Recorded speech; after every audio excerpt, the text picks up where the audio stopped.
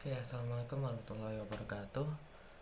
Baik, di sini saya akan menjelaskan terkait eh, soal remedial UTP, yaitu gedung GKM yang sudah saya kerjakan, dan saya akan menjelaskan tiap-tiap kelasnya itu gunanya untuk apa aja, supaya lebih jelas bagaimana alur dari kode yang saya buat.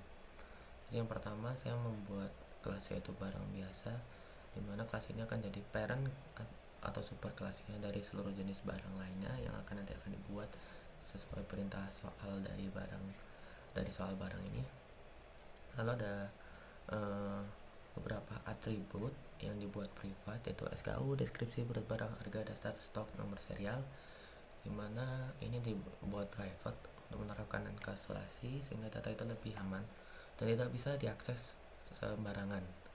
Itu SKU itu untuk identitas barangnya, deskripsi itu untuk keterangan atau nama barangnya, terus untuk berat barang itu untuk menyimpan berat barangnya, dan harga dasar itu harga awalnya sebelum dikenai biaya tambahan sesuai soal yang diberikan.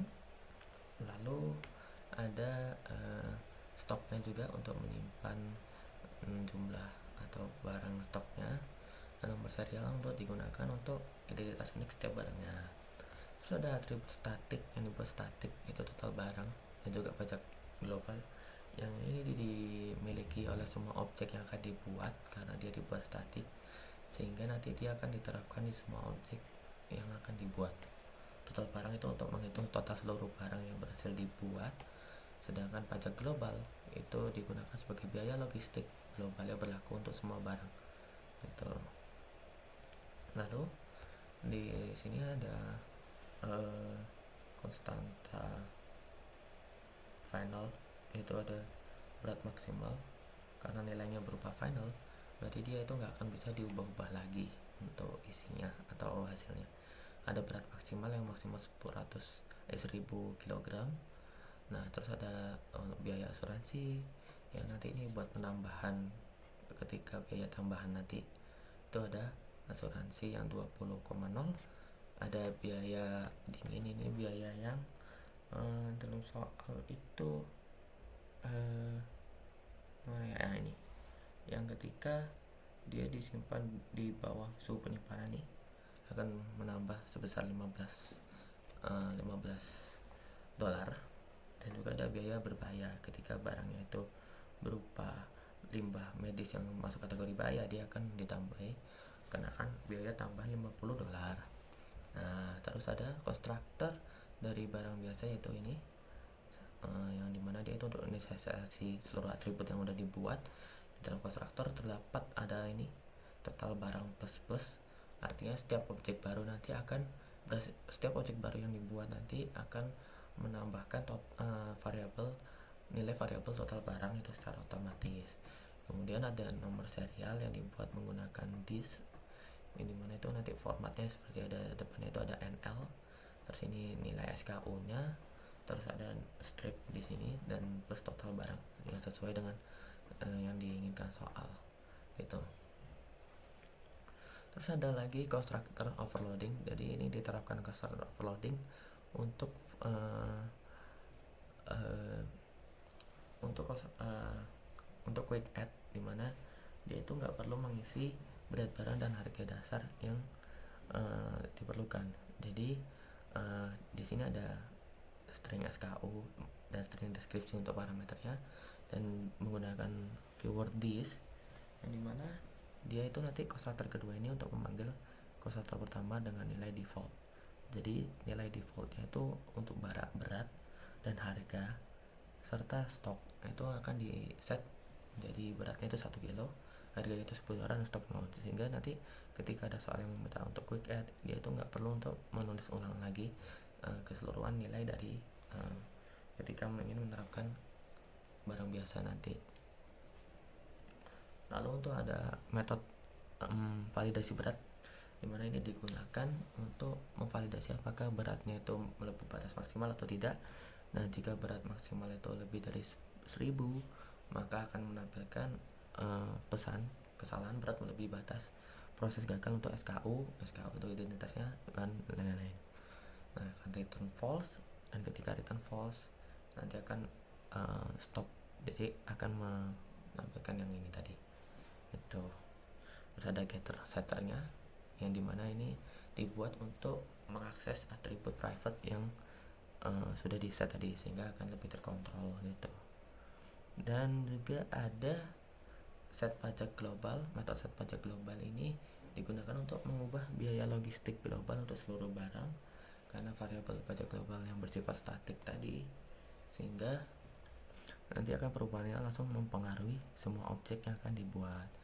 Terus ada public method yang ini pengemasan, dimana untuk public double biaya tambahan ini kita buat metode tersendiri supaya lebih terstruktur, lebih terlihat OP-nya. Nah ketika dia tidak ditambah apa-apa, dia akan set defaultnya atau returnnya 0. Nah dan juga ada metode harga akhir dimana kita buat sendiri dalam bentuk metode terpisah, bukan dalam mainnya, sehingga lebih terstruktur lagi untuk konsep OOP-nya yang akan mengembalikan nilai harga dasar plus biaya tambahan plus pajak global.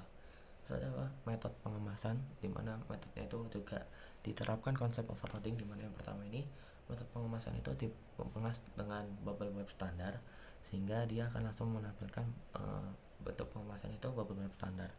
Dan untuk public yang kedua ini untuk metode constructor metode overloading yang kedua itu ketika dia itu ada bahannya, maka dia bisa menggunakan metode yang ini.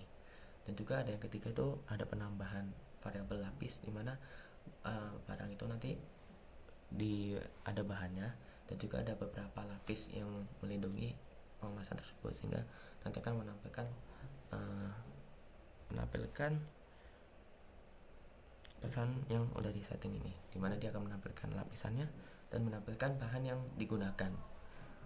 Dan lalu ada public void kirim, ini juga method offloading, dimana yang pertama juga itu hanya untuk mengirim ketika hanya ada satu tujuan barang, mengirim satu unit barang, dan di dalamnya terdapat kirim tujuan 1, yang dimana ini metode ini memanggil metode kedua, dimana di metode kedua ini public void kirim itu digunakan untuk mengirim jumlah tertentu, mengirim barang pengemasan itu jumlah tertentu. Nah jika stoknya itu cukup, maka stoknya itu akan dikurangi dan menampilkan pesan pengiriman berhasil, dan jika tidak, maka dia akan menampilkan pengiriman gagal dan stoknya itu tidak mencukupi gitu. Terus ini ada mengembalikan public karena dia berupa barang biasa, jadi dia akan mengembalikan nilai return barang biasa, jadi jangan barang aja. Terus ini juga ada getter dari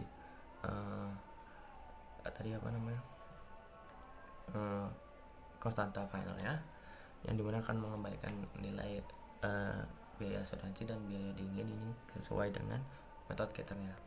Terus ada kelas barang pecah, dimana dia ini menjadi subkelas dari barang biasa yang akan mewarisi metode dan atribut dari kelas barang biasa. Di sini ada tambahan metode dimana indeks rapuh dan juga indeks asuransi, yang dimana digunakan untuk indeks rapuh ini digunakan untuk menentukan biaya tambahan berdasarkan tingkat kerapuhannya, serta ada boolean asuransi dimana nanti itu digunakan apakah menentukan barang itu mendapat biaya asuransi tambahan atau tidak gitu. Terus ada override, ada constructor yang dimana ya seperti kegunaan constructor untuk inisiasi atribut dari parent class dan juga untuk menambahkan dari atributnya itu sendiri, dari kelas itu sendiri. Terus ada overriding untuk biaya tambahan, jadi di sini itu akan mengoverriding dari metode biaya tambahan yang ada di awal di barang biasa, dimana terdapat perhitungan ketika variabel double, yang di variabel double yaitu tambahan. Nah, ketika di set dia melakukan perhitungan, mengambil nilai harga dasar dikali indeks dibagi 100, indeks rapuh dibagi 100, dimana artinya semakin rapuh barangnya maka biayanya itu akan semakin besar. Nah terus ada jika tambahan seleksi kondisi if, dimana ketika semakin rapuh barang yang jika barang itu memiliki asuransi, maka dia akan ditambah biaya tetap sebesar 20 yang udah dibuat di sebelumnya biaya asuransinya. Nah, terus dia akan mengembalikan dia mengoverriding tipe barangnya, yaitu barang yang gampang pecah sesuai dengan nama metodenya, nama kelasnya. Lalu ada barang Paris. Barang Paris ini digunakan untuk barang yang mudah busuk atau perishable yang udah ditentukan di soal, dimana ada atribut tambahan yaitu sisa hari dan juga suhu, dimana itu untuk mengecek apakah masa kedaluarsa itu masih ada atau enggak, dan juga ada suhu untuk mengecek apakah barang itu membutuhkan penyimpanan dingin atau enggak. Terus ada ini seperti biasa constructor, dan juga ada overriding biaya tambahannya, dimana pada metode biaya tambahan jika kurang dari 3 maka ditambah 20%, sisa hari yang kurang dari 3 maka ditambah 20% dari harga dasarnya. Terus jika suhunya kurang dari 0 derajat maka akan ditambah biaya pendingin sebesar $15. Terus dia akan mengembalikan nilai dari tambahan itu sendiri.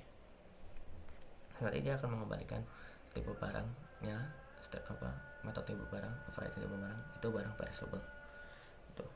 Terus untuk yang terakhir yang selain mainnya itu ada kelas supply medis, dimana dia akan extend juga barang dari barang Paris karena inheritasnya itu bertingkat. Jadi beberapa atribut dan metode yang digunakan di sini itu akan diterapkan di kelas supply medis itu, sehingga dia akan mewarisi seluruh fitur barang biasa sekaligus seluruh fitur barang Paris itu. Jadi ada atribut tambahan yaitu kode FDA dan boolean berbahaya. Nah, kode FDA ini sendiri itu ya kode barangnya. Juga ada boolean berbahaya, jika barang termasuk berbahaya maka akan dikenai biaya tambahan. Di sini ada constructor ya seperti biasa untuk inisialisasi, dan ada overriding metode biaya tambahan seperti biasa. Jadi untuk logika matematikanya di metode biaya tambahan itu ada pemanggilan super biaya tambahan, yang dimana artinya itu mengambil seluruh biaya tambahan dari barang Paris terlebih dahulu gitu. Kemudian jika barang itu berbahaya maka dia akan ditambah biaya limbah medis sebesar 50 sesuai yang udah dibuat sebelumnya di cost atau final. Terus dia akan mengembalikan metode tipe barang yang akan mengembalikan nilai string tipe supply medis tersebut. Dan terakhir ada soal mainnya, dari mainnya sendiri, yaitu dimana dia akan di bagian ini program itu akan membaca seluruh perintah menggunakan scanner, kemudian dibuat array object yaitu list barang. Di sini digunakan konsep polymorphism, meskipun nama barangnya itu nama arraynya itu tipe dari barang biasa, seperti tipe barang biasa maksudnya. Array itu tetap akan bisa menyimpan objek dari barang pecah, barang Paris maupun supply medis. Kemudian program akan membaca komen if else satu persatu, yang ini if add medical dan sebagainya, dimana dia akan itu add medical, add fragile, add perishable dan lain-lain. Maka objek akan dibuat sesuai tipe yang dimasukkan. Nah ini yang di sini panjang itu berupa inputnya nanti yang sesuai soalnya ini ya, inputnya jika dia itu berupa misal dia medical atau apa enggak, dia akan menampilkan ini menginputkan ini panjang ini. Terus ada bagian komen itu ini udah terus ya ini yang tadi. Terus ini ada else if untuk perintah equals ya terkait pembungkusannya, pengemasannya. Dia pengemasannya itu yang ke 1 ke 0 ya, ke 0 itu yang biasa, yang 1 itu yang pakai bahan, yang kedua itu yang ada lapisannya. Terus ada dispatch sini, dan juga ya yang terakhir ada report all, yang dimana komen ini akan melakukan looping untuk report atau untuk laporan inventaris yang ada di soal ini, dimana dia akan menerapkan itu untuk mencetak nomor serial SKU, tipe barang, harga akhir dan stok. Dan juga di sini ada harga di akhir itu akan dihitung menggunakan barang harga akhir yang ada di sini, dimana karena menggunakan overriding, Java otomatis akan melakukan perhitungannya sesuai dengan jenis barang masing-masing yang sudah ditentukan. Nah, ini if else itu untuk menentukan jenis barang yang tadi, ataukah dia perishable ataukah dia fragile quick. Fragile itu ada dua, yang fragile biasa dan ada fragile quick. Yang fragile quick ini yang dia nggak perlu memasukkan yang tadi, ada berat, terus ada harga dan juga ada stoknya, itu nggak perlu diisi, yang dimana dia tuh secara langsung konstan gitu. Dan ya cukup sekian dari saya. Untuk yang terakhir ini ada set global fee, dimana itu akan mengubah biaya logistiknya sesuai dengan soal yang ada di sini, yang ada di kiri. Ya, begitu saja penjelasan dari saya. Semoga bermanfaat, semoga jelas untuk kakak-kakak. Terima kasih. Wassalamualaikum warahmatullahi wabarakatuh.